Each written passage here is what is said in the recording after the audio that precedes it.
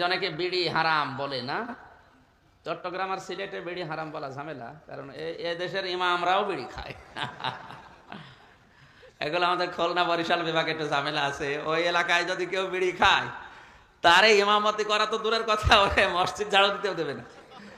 চট্টগ্রাম বা সিলেটে আমি দেখেছি অনেক ইমাম বিড়ি খেতে খেতে ফেলে দিয়ে মুখটা গলি করে নামাজে দাঁড়িয়ে গেল। আল্লাহু আকবার। হারাম কোনো বিষয় বলতে হলে তাহলে শরীয়তের দলিল লাগবে। তার কোনো বিষয়কে হারাম বলতে হলে তিনটা বিষয় লাগে। কয়টা?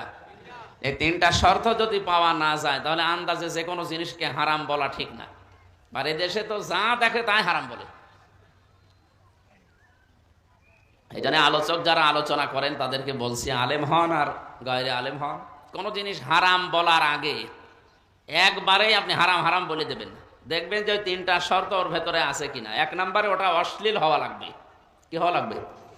বলেন বলেন।